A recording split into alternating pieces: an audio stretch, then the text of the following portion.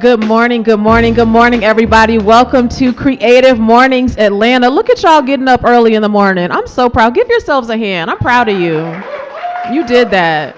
And I'm going to tell you, if it wasn't for y'all, I would not have got out of the bed. Like, I can't believe I'm over a morning event. Like, what was I thinking? What was I thinking? Like, I'm not a morning person, but if some of you don't know me, my name is Amina Brown. I am the chapter host for Creative Mornings Atlanta. So thank y'all so much for being here. But I don't do this by myself. So I want to ask all of our volunteers that are in the room to raise your hands for me. Some of them are not in here because they're outside and handling all sorts of things. We have a team of about 25 people that help put this event on every month. So I want to give a big shout out to them. Give them a hand, please. Thank you. Yeah. All right, I feel like I have like 1,000 things I'm trying to tell y'all real quick. First of all, did you get caffeinated? If you're a person who needs that in the morning, did you receive that? We want to give a big thank you to Garnett Gals. Also, I want to just do a shout out to all of us from the South because I was like, gal. I can't say it without saying like 5 A's. I don't know how to do it. I was on the phone talking to some of our team members like, what you say? Gal, gal, gal. I don't know how to say that, guys. I don't know how to say it. I don't know how to say it without just a long Southern drawl. So welcome to all of you. If you're new to the South, that's how we say things. We add extra vowels. We leave consonants off when we feel like it. That's what we're doing here. Also, you are here at something that is not just happening in Atlanta. Creative Mornings is happening all over the world. There are over 200 chapters of Creative Mornings. We are just one of those. So it's exciting to think that we're all here getting to be a part of that. Ooh, forgot a coffee announcement. All my virtual people, listen to me. You don't have to miss out just because you're not here in person. This is what you're going to do. You're going to go to Garnett Gals. Yeah, you're going to go over there. Before 12 p.m., you could tell them you're with Creative Mornings.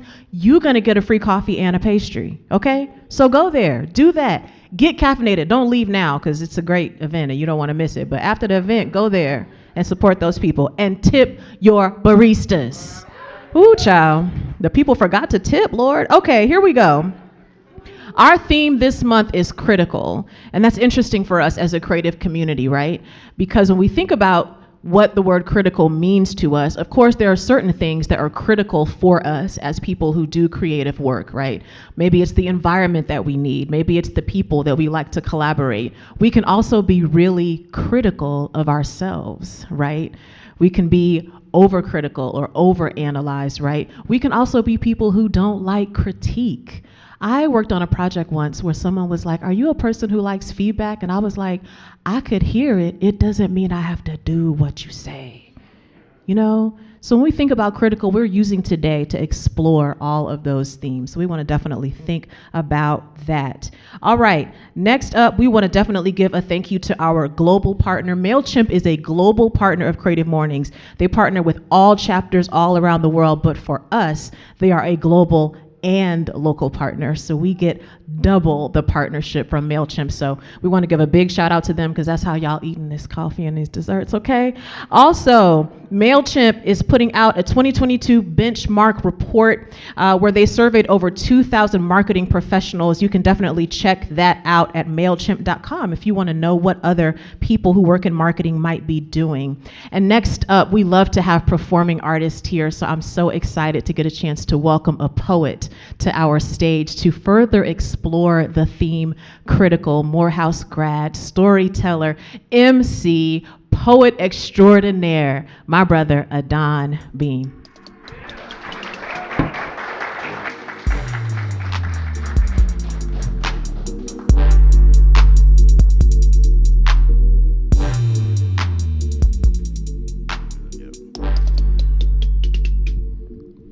Greetings, good people. How are we? We good? That is fantastic. That is wonderful. I'm going to look at this camera, but I'm also thinking of everyone right here. Okay. I am so happy to be here and to be able to share a couple pieces. And I'm excited about this theme of critical. As Amina has spoken about, it means so much to us as artists. I think about two things. I think about setting. I think about character when I'm thinking about the work that I create. And so this first piece I want to do is dedicated to setting, right? It's also to this setting of this fabulous and this wonderful city of Atlanta. And this poem, that's something I wrote on behalf of a remarkable organization that had an event called, an organization called Seed and Spark. And I was able to work with them in 2019, and I wrote this piece. And I'm excited because it leads into what we'll be hearing from our presenters as well. But it is a piece called The South Got Something to Say. And I love this city of Atlanta, but I love it in the way that James Baldwin loves America, which is to say that I love it so much that it gives me the opportunity to criticize it perpetually. All love has accountability. And so I want to start off and just say this about this wonderful love letter to this city and say that we have gathered in this place, all unfamiliar and yet family, all disparate but unified. This is an art church service invocation that has been designed for you and I. This has been written to the tune of Dirty South, to Goody Mob's Fly Away, to a midnight train to Georgia. This is a companion piece written by Pearl Clegg. Long before Andre 3000 told a crowd in New York that the South has got something to say, you can hear our cries rise from deep within that red clay. This has been directed by Kenny Leon, choreographed by T. Lang or Gawaiian Mata drums squalling, captured on canvas by Dr. Fahamu Peku or Charmaine Minifield or Fabian Williams. This city is a siren for the arts, and so many of us have answered its calling. This is all okra and sweet tea, banana pudding and peach trees. We provide the soundtrack to any function, even if that junction is spaghetti. Confederacy Memorial Mountains and mayors named Dre or Keisha. Also a mayor named John strumming his guitar in front of an Eddie's attic bleacher, home of our king, the preacher, the thinker, the dreamer, his remarkable civil rights legacy. We even Habitat for Humanity. You know, we peanut farmer the presidency. This was produced using a 30% film tax incentive. This has been lemon pepper wetted, waffle housed at every exit. Home of the forever inventive, it is a simple glaring fact. Our content has been soaked in the cuisines of Busy Bees and the Beautiful and Mary Max and Fat Mats and Miss Ann's Snack Bar. No counterlean, and this was actually constructed during a 2-hour wait in line at Slutty Vegan. But see, when a city that is too busy to hate somehow starts to find the time, When gentrification can become an act of violence and no one is listening to the victims of the crime, where you can judge a society by how it treats its least, as it is often said, I have seen stranger things here than The Walking Dead. We are a city experiencing growing pains, expansion, and border shifts. Will court companies like Amazon and ironically be willing to destroy a forest in order to headquarter it? But see, try as they might, they cannot condo our culture to death. They cannot beltline our brilliance. They can't Marie Kondo our indigent community. They can't tidy up the house list for a 2019 Super Bowl and then try to leverage our current identity for some future soul. Hell no. This is ATL, ho. Home of the artisan and the educator, the athlete, the author, the painter, the innovator, the culinary chef, the curator, the politician, the preacher, the grassroots activist, the organizer, the leader, the scientist, the celebrity, the farmer, the speaker. It is also home of those kids fundraising. You're not really sure if they're part of a team, but they're at every stoplight and an off-ramp, right? This is for every native, Grady baby. This is for all of us transplants. This is Olympics 96, LaFace Records, So Deaf billboards, back when Apache Cafe was yin yang. Even then, my friend, we did the damn thing. You see, Atlanta truly influences everything. They branded it so you don't forget it, because see, we focus on creating the culture, not the credit. It is embedded in the root. We do the work. They pluck the fruit, but the entire world knows where to go if and when they want the juice, the sauce. We are the dispatchers of the drip, the high priest of the hip. Whether behind the pen, the brush, or the lens, they come to Atlanta when they want the realness.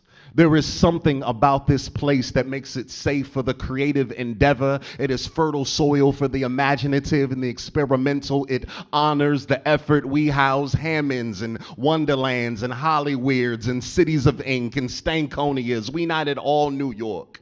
We're not trying to be California. We are south of the north, but yet we north of the south. We are a city out of nowhere that's everywhere. Just look around. Our DNA has made its way to every nook, cranny, corner, marketing meeting, boardroom, and block. We've had something to say. And the world has been watching and listening, whether they admit it or not. The South. That was that poem right there. Y'all doing all right? Thank you. So again, I love this place. It has meant so much to me. It has informed so much of the art that I create. And that is what the setting does, right? So the second piece I want to do is a piece I don't do often. It's relatively new, so if I stumble through it, somehow I'm going to blame you. That's just how this works.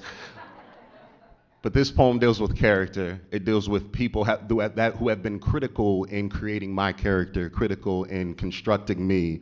And that would be my father. He passed away a few years ago, and I wrote this in honor of him. It is called The Spiral. I hope you dig it. Let's see if we can get through this together. They say insanity is to do the same thing again and again and again and yet expect a different result. Call me crazy. Football is like religion where I'm from.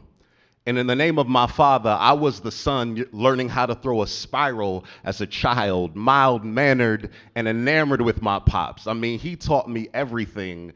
The footwork of the 3 and the 5-step drop, but when it got to the mechanics of a tight spiral, I was told that it was all in the hold, the grip, that the most valuable relationship is between your fingertips, and despite my best attempts to throw the pigskin crisp and tight, I could never, in spite of my efforts, seem to get it right.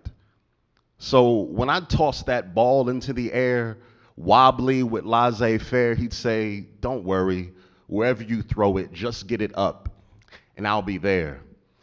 And if that is not a lesson in how to show up for someone, then I do not know what is. What a man does for his community, his family, his partner, his kids. William Wallace said that every man dies, but not every man lives. And for every man that tries, I would like to give just a little bit of advice, a little something to hold on to, that perhaps the most revolutionary thing that you can do is actually be here.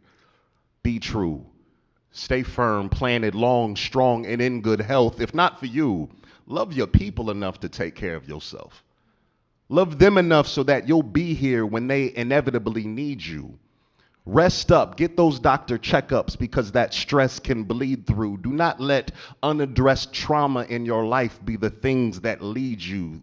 They say insanity is to do the same thing again and again and yet expect a different result. But is that not also the definition of practice, of exercise, of training?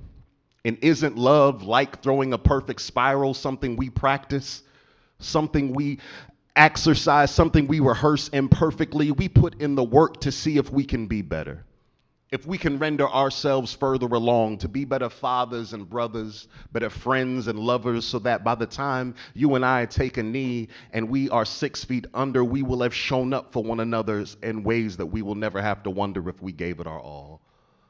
Believe me, I'm speaking to me just as clearly as I'm talking to any of y'all beyond the stretch metaphors of sports or football. Look, I may never learn how to throw a pinpoint pass, and throwing a perfect spiral might be a skill that I may never amass. But no matter what life throws, I can show up. And that is the definition of a man. That is my poem right there. Thank you so much. Please identify the things that are critical in your life for success. I'm so grateful to be here. Thank you.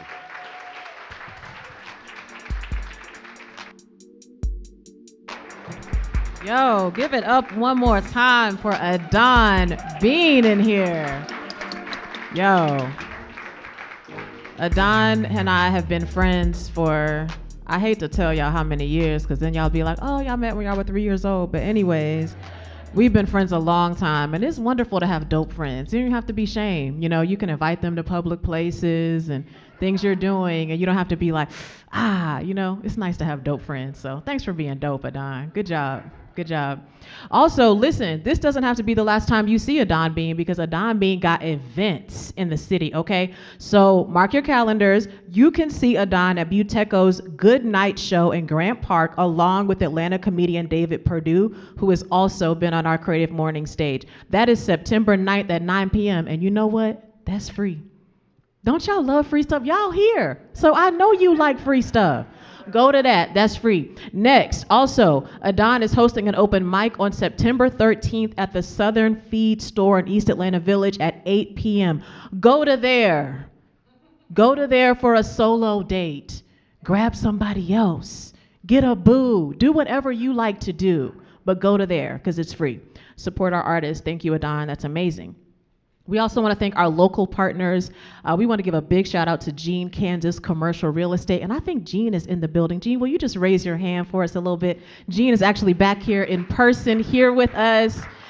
Gene Kansas Commercial Real Estate has been such a wonderful local partner for us. We meet at Constellations every month as a team and eat Revolution Donuts, because why wouldn't we do that?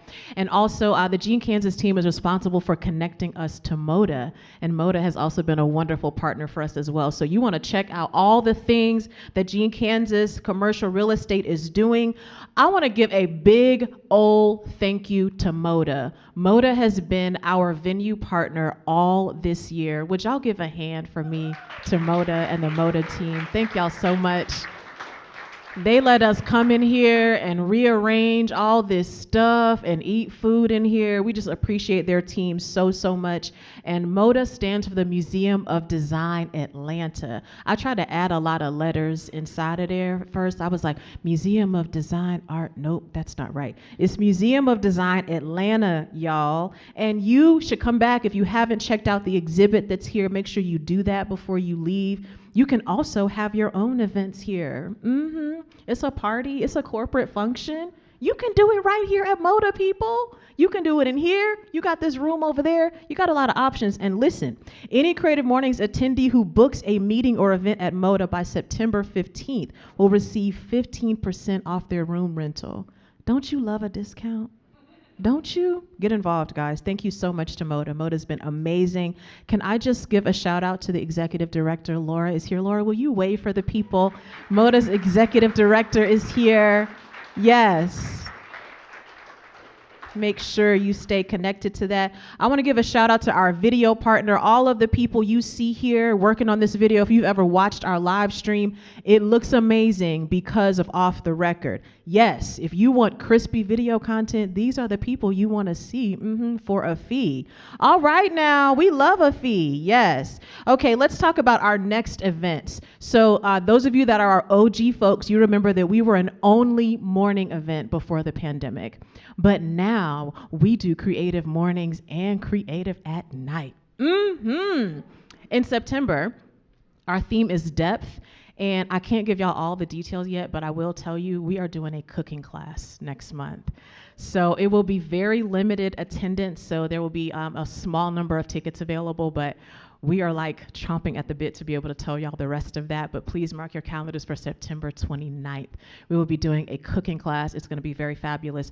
Also, we are switching up our venue to close out our morning events for the year. Our last morning event for the year is October, and I'm excited to announce to y'all that Center for Puppetry Arts will be hosting us for October. So everything will be puppetry themed. You want to be in the building. You do. So mark your calendar. That's last Thursday of September, September 29th, and last Friday of October is October 29th. So those are our next couple of events for you. Check out all those things. All right, y'all, this has been a long time coming, our speakers that we're about to have today. I'm so excited that you are going to get a chance to hear from the co-founders of Atlanta Influences Everything. How many of you are familiar with Atlanta Influences Everything? Yes, everybody here, you should be. Atlanta Influences Everything is a civic-minded creative consultancy focused on combining civic, corporate, commerce, and cultural understanding to create unique and authentic relationships that lead to better community building. I want to bring up Bame and Tori, who are here. Y'all show your love for our co-founders today.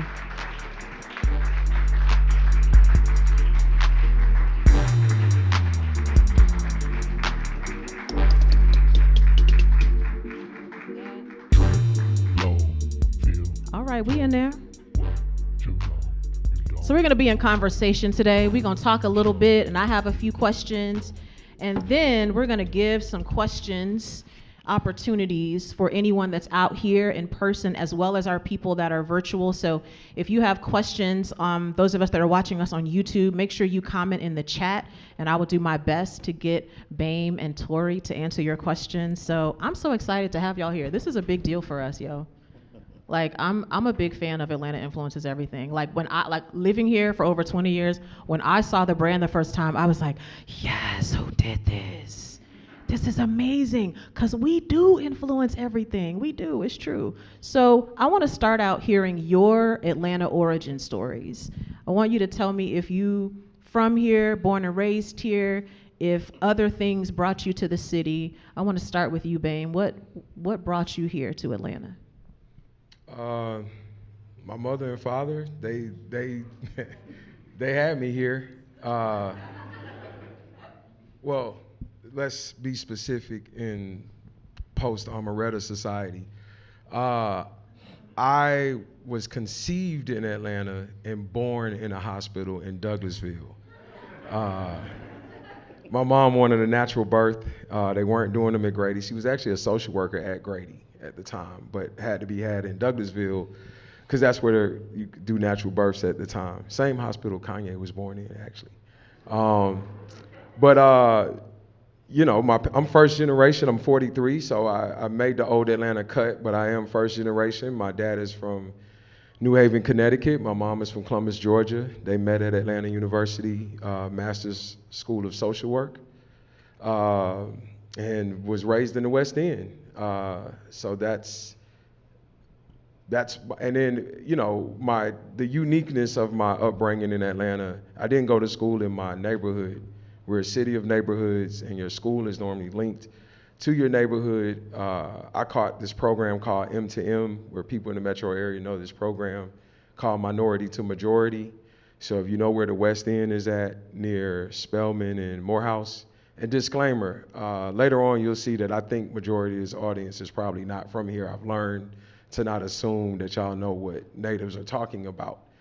So I give context. So West End near Morehouse and Spelman, but Garden Hill, Sutton, and North Atlanta High School in Buckhead. So I was bused elementary through high school across Atlanta and back, which leads to my particular origin story that might be a little different than other natives.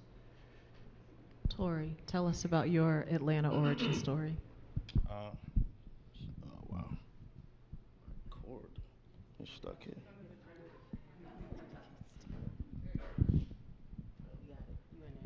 And I was worrying about my feet. Dang. They being too short. You good, you good. Cord was too short. So, my origin story, well, it started for me at 12 years old. I came in, visited Atlanta. My father is from South Georgia, so I spent a lot of summers there. And he had one sister that lived in Decatur. I thought it was Atlanta. And we came, I visited, I believe my sister was going to summer school at Morehouse. And my sister's husband is from Adamsville. So we came down to visit her. We went to South Georgia, came to visit her in Atlanta over the summer, and we met because she was staying at my aunt's house because she lived in Atlanta or Decatur. And met my brother-in-law, but I'd never seen anything like Atlanta at that time. This was probably 1987. Yeah, around maybe 86, 87. I'm from Connecticut. Sorry. Yeah, I'm from Connecticut like his dad. But I'm from Bridgeport, Connecticut. And Bridgeport's a rough city. Anybody that been there, they'll know. So when I came at 12 years old, I had never seen anything like it. Never saw people that looked like me driving Mercedes unless they were doing something they shouldn't be doing. I didn't see black doctors. You know, every doctor I had growing up did not look like me. I didn't have a black dentist until I came to Atlanta. You just didn't see it where we were from. And I came here, I was just intrigued by the city, and I knew I wanted to live here. But by the time I graduated high school, I had a whole different mindset. I didn't want to leave my friends. I thought I was going to miss something. And my mother put it plain that, hey, brother, you got to go. You know, you got to do something with your life. I didn't have a plan, honestly. But my parents, their plan for me, I say this all the time, it was like in the Bible, like when they put Moses in a reed basket, it was just like, just get him out of here. Get him away from where he is now and push me down, because I think people at that time, no matter where you lived, if you knew about Atlanta, you thought it can solve your problem. You thought all he needs to do is get there and he'll come back Dr. King. They think, you know, it's the truth. They really believe, you know, that Atlanta was like the cure. And I mean, and the thing that documents it best, around the time I graduated high school, there were two movies out. One movie called Boys in the Hood, another movie called Menace to Society, and both take place in South Central LA in the 80s. And, you know, it's about gangs and drugs and, you know, just people trying to get out of the community. But the people who were trying to leave were trying to get to Atlanta. It was just like a message everybody was getting sent to come here. So when I came, Atlanta did change my life. And I think over a course of time, I started to believe that if you came here with a plan, Atlanta had every resource available to you to, you know, imagine or make your dreams a reality. I just felt like that because I came with no plan, but I hustled. I didn't mind working. I worked hard at anything, no matter what it was. I was determined to survive, and that was, you know, that's my story. I love that. We're being joined by Bame Joyner and Tori Edwards. I want you to know we are missing a third co-founder. Ian Ford couldn't be here with us, so his origin story, Brooklyn, New York, came to Atlanta to go to Morehouse, and never went back to Brooklyn, New York. There's more to it than that. He'll speak to that at a point, but yeah. So tell us the story of how the three of you decided to found Atlanta Influences Everything. Like, what was, you know, to use our theme, what was critical to the three of you about founding this brand and initiative at the time? So Ian and I, kind of going back to him being from Brooklyn, I met him in 2005 at this agency in Castleberry Hill called GTM, and I was fresh from working at Tower Records right before it closed, and I had a degree in marketing, and so started working with Ian on Al Gore's current TV platform when Al Gore was trying to launch this TV platform, and then went into the Truth campaign. And he and I just connected. I wanted to do like real brand marketing and not just continue to do music street team or like pass out strip club flyers or whatever. So like I wanted to actually work for like brands and you know, we got together, did stuff for Vitamin Water and Heinz Ketchup, and we always would land these multicultural campaigns for Atlanta that were unique from the rest of the Southeast, and we would get them as subcontracts. And so we felt that we had our finger on the pulse of like multicultural 18 to 25, possibly going up to 34 Atlanta. And so we pitched Nike. He and I, we had a friend named Chaos, who came out of Doug High School, very well known in Atlanta, and made it up to Nike corporate in Portland. And they were working on some shoes for the 20th anniversary of the 1996 Olympics, which are these Bro Jackson cross trainers that were to come out in 2016. So Ian and I came up with this idea for like a Willy Wonka type of scavenger hunt where because these shoes will be coveted, like this golden ticket between Marta and the Beltline, and it's cool scavenger hunt. And we tried to pitch to Nike for experiential marketing campaign. And they told us that they were only going to do 1,996 pair of the shoes. But that was the extent of the marketing, and that in terms of experiential marketing, design agency, those type of dope things, they didn't view Atlanta as a key market at the time, not for the experiential spin. Say we didn't have the Bean like Chicago, and they obviously didn't know Adon's poem at the time. You know what I'm saying? They were saying what we didn't have. And to a certain extent, they were right in some of the stuff they were saying that we didn't have, like LA, New York, or Chicago. And so I didn't know what else to say, but at the time, everybody was doing a little dab, you know what I'm saying? And it was just all over. And all I could say in return was, you know, we might not have these types of things. You know, we got to do better in certain areas, yeah, but all I can tell you, man, we influence everything, bro. Like, that's just what it is. And I didn't know I said it. The Brooklyn business partner heard it and ran it through his Brooklyn meter. You know, realized that he came and never went back. And so he felt there was some truth in it. But he said, and this is post-Detroit versus everybody for context. So everybody was, Detroit versus everybody, or that time where everybody was straight out of somewhere. Remember the summer where everybody was just straight out of anything, you know what I'm saying, which is a dope campaign. But we wanted something that was uniquely ours and true, and we should put it on a shirt, and this is gonna lead to where Tori comes in.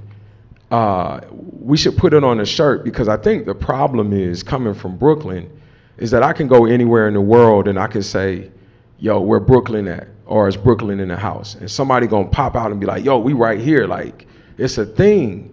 But he said, Atlanta, y'all are very reactionary with your story. You know, the South's got something to say is our rallying cry, but in reality, it's a reactionary statement. It's not proactive.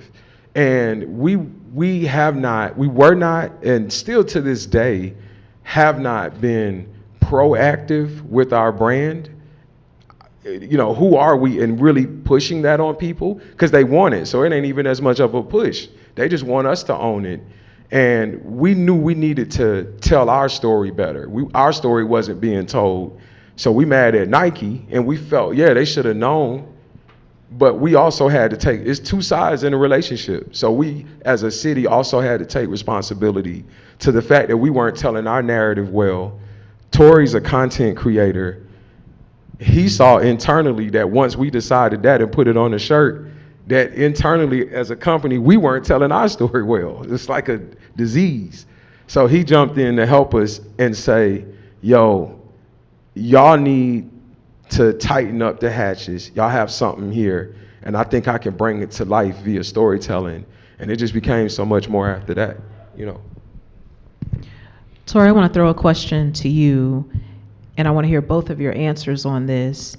Atlanta Influences Everything is a big part of creative community in Atlanta. It's connected to so many different parts of what we mean when we say creative community. Like that could mean people who work on the design side, on the agency side. We've got people that work in music and film and performing arts and production, right?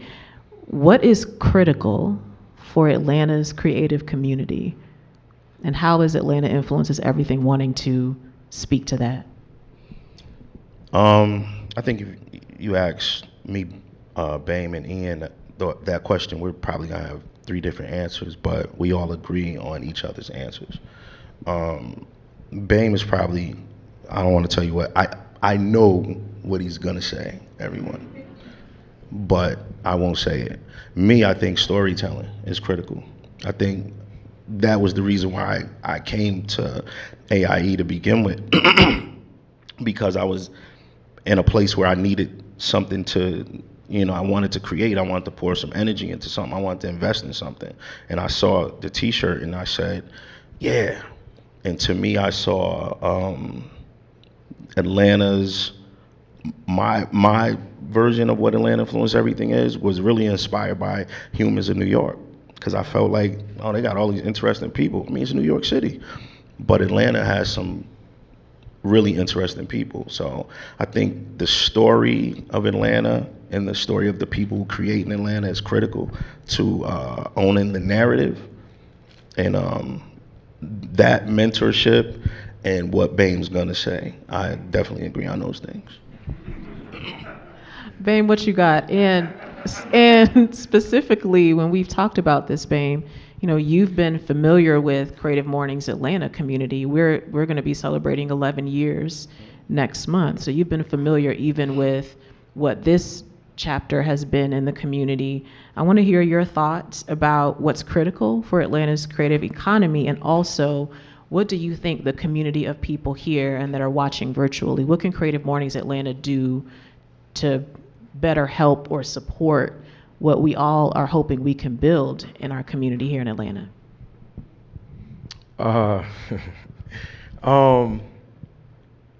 This is like my 10-year anniversary with Creative Mornings. I came to my first one 10 years ago. And I didn't find out from Creative Mornings. I was working on a project to go to Stockholm and was doing some research on the art scene in Stockholm, and came across this website, Swiss Miss, which was a sponsor early on, I don't know if still are, of launching Creative Mornings. It kind of comes out of this Swiss Miss thing. And it was just a dope, I'm like, okay. And I saw there was Atlanta, and there were only maybe 20 chapters or something at that time. So it's amazing growth. And the idea was amazing. And so, shout out to Blake Howard and the Matchstick crew. That's my guy, yo. We had many powwows, and the many people, George Gomez, Chrissy Gomez, people, Kyle Stapleton, people who, and really shout out Molly and William Massey. Molly used to work with Blake and do this, and William Massey, who did one of the best Creative Mornings talks that I've seen. I guess he wooed Molly with that talk, and they ended up getting married and just had a baby. Blessings to the Masseys, yo. So the importance of Creative Mornings, consistent convening of people who identify as a thing called creative. So it didn't say design, even though it's taken on a heavy design slant, an agency kind of model, but it's anybody who identifies as a creative. And moving forward the mayor's race a few years ago, the one that Mayor Bottoms was in. I was on this committee called, or I wasn't on the committee at the time, but I attended a thing called the Mayoral Forum for the Arts. And it was held at Woodruff Arts Center on a Monday. And this was the arts community that was involved in arts policy. And they did that on a Monday evening. Creative Mornings was that Friday morning of that week. And I ran into Blake and said, yo, and I saw a couple Creative Mornings people, only a couple at the Mayoral Forum for the Arts. But when I asked him if he knew about the Mayoral Forum for the Arts that took place on Monday, he said no, but I would have liked to have known because, at Creative Mornings, this is who we say we are. We want to be civically engaged as creatives. But he had no idea that the Mayoral Forum for the Arts was going on. And each could have used the other. And so what has happened is the transient nature of Atlanta over a period of time with the lack of storytelling has made Atlanta kind of look almost like my company, have a story of coming up like my company did, and a company where one partner is from Atlanta and the other two are transient. And so that is what is happening in Atlanta, and Creative Mornings and a myriad of other things are doing what they're supposed to do, but the Atlanta Public School Atlanta, I don't know how many of y'all know, it's become a thing that, I don't know too many natives, it's like a cool thing to say in Atlanta, like, oh wow, it's a native, it's like it's a joke, And so the place that influences everything, because of the lack of intentionality in cross-cultural and cross-sector convening, is also number one in income inequality with a 4% upward mobility rate. But we influence everything. So like, what's going on here? So it's very critical right now at this juncture for the creative class to step up and be more engaged, but also more so for the public and private sector to stop treating the creative class like talent and start using these dope ass superpowers that these folks got out here. It's some dope ass people in Atlanta doing some wild stuff, yo. And when you look at the city and you look at the business community, they'll be like, yo, we really want to do this or whatever. But they'll be like, and no disrespect to Invest Atlanta, but instead of like tapping your energy and say, hey, let's develop something together, they'll be like, yo, we got a loan for you. Yeah, we need this loan, but certain folks out here getting money, they don't really need the loan, they need the look. You know what I'm saying? And the city could benefit from these looks that these creatives are doing, but no one from here is gonna beg a city that they not from to like pay attention to their dope stuff. They just gonna continue to do it.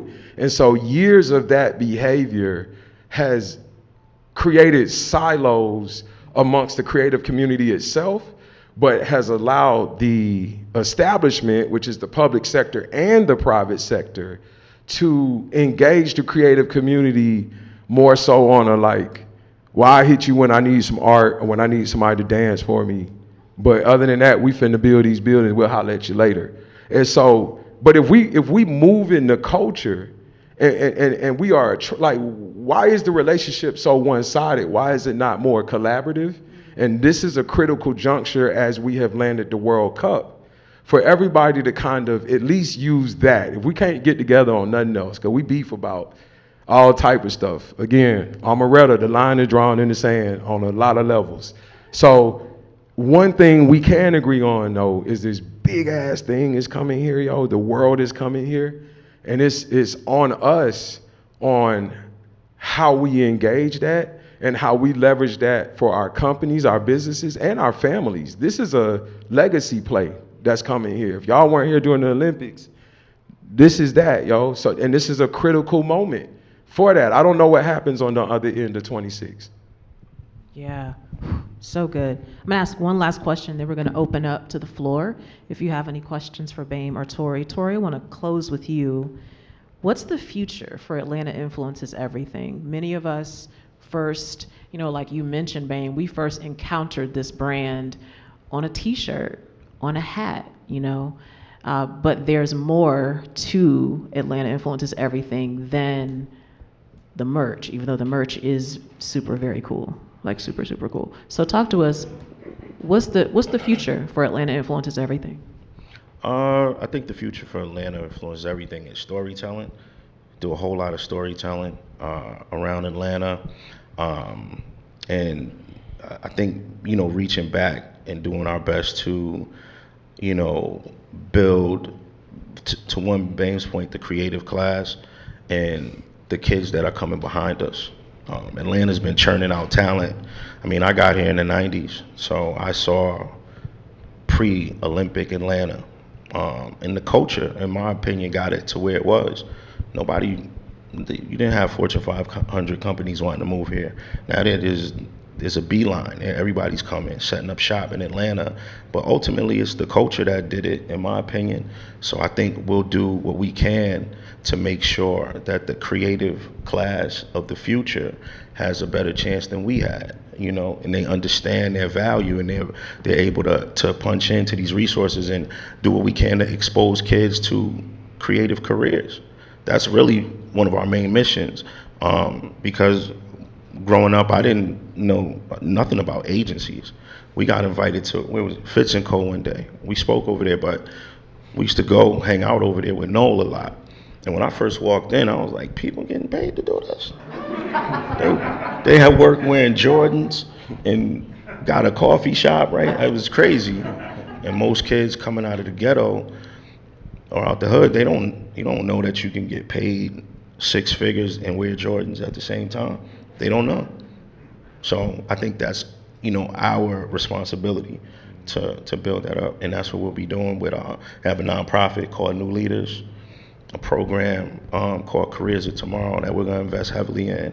So I think you'll see Atlanta Influences Everything around for a while, but doing what we can to, elevate creators of the future. Let's open up for questions. I've got one question from our virtual folks.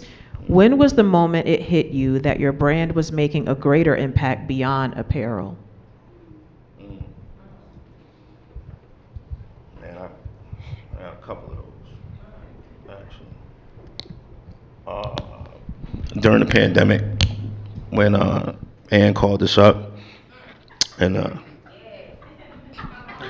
Ann knows I don't get excited about nothing but food distribution.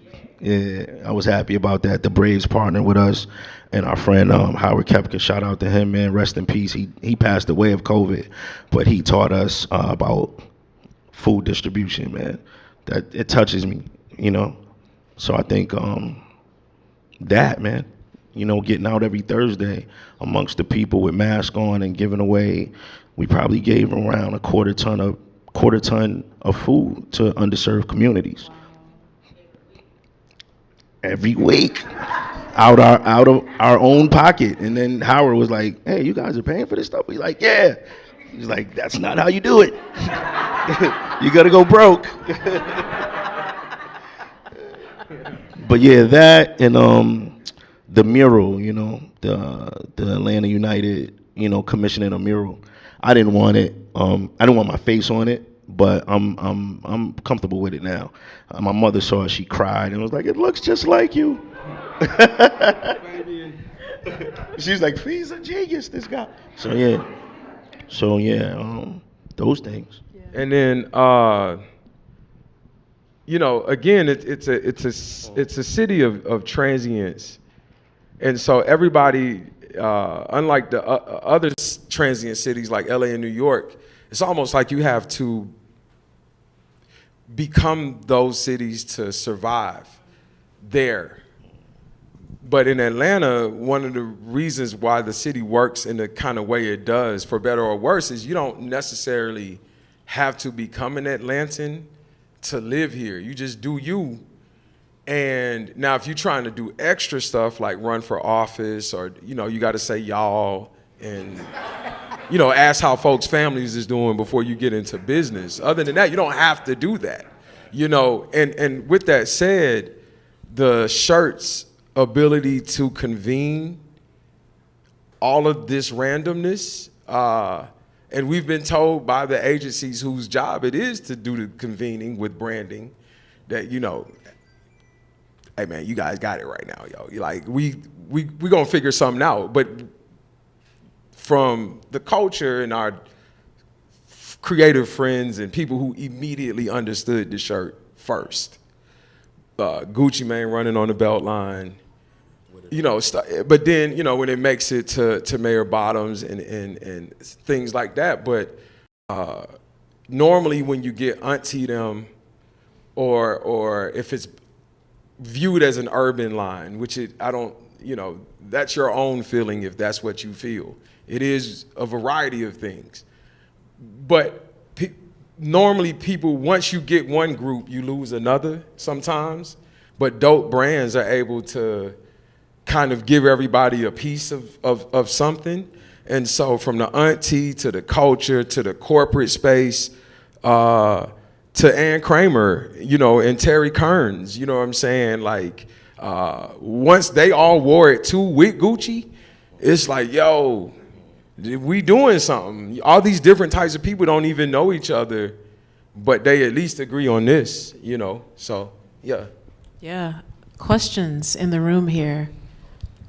A lot of times when we see t-shirt, well, I don't call it t-shirt company, I don't y'all more than that, but like we see messages get promoted on t-shirts. A lot of times if the message catches on, it gets diluted over time, it gets poured out, it kind of starts to lose this impact. So I want to know, like, what thought do y'all put into protecting the integrity of the message so that it doesn't happen? And also, I'm curious to know, like, I see that y'all expanded with, having other things. Like, I see this one right here with the voting influences, everything, and all that kind of stuff. I want to know what goes into deciding what you want to actually attach to. Because y'all can easily be like, Chick-fil-A influences everything. Other people will let you be like, Florida influences everything. So I just would like to get your thoughts on those. I'm gonna repeat the question for our virtual folks. I know I got the first part, but you might have to help me with the second part.